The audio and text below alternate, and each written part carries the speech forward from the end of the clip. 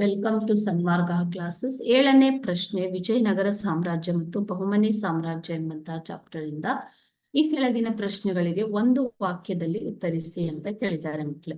ಶ್ರವಣ ಬೆಳಗೊಳದಲ್ಲಿ ದೊರೆತಿರುವ ಶಾಸನವೊಂದರಿಂದ ಬಹಿರಂಗವಾಗಿರುವಂತಹ ಸಂಗತಿ ಯಾವುದು ಅಂತ ಕೇಳ್ತಾರೆ.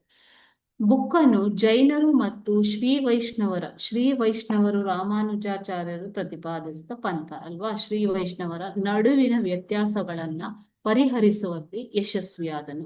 ಆ ಮೂಲಕ ಧಾರ್ಮಿಕ ಸಾಮರಸ್ಯವನ್ನ ಎತ್ತಿ ಹಿಡಿತಾನೆ. ಯಾರು?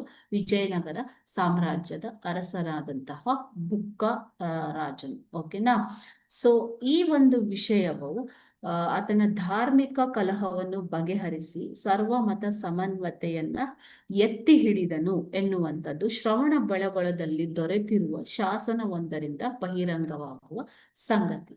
ಸೊ ಈ ಸಂಗತಿ ಯಾವುದರಿಂದ ಬಹಿರಂಗವಾಗಿದೆ ಮಕ್ಕಳೇ? ಶ್ರವಣ ಬೆಳಗೊಳದಲ್ಲಿ ದೊರೆತಿರುವ ಶಾಸನ ಒಂದರಿಂದ.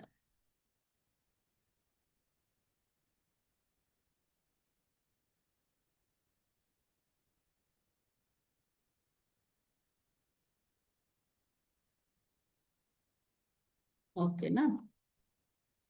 Thank you.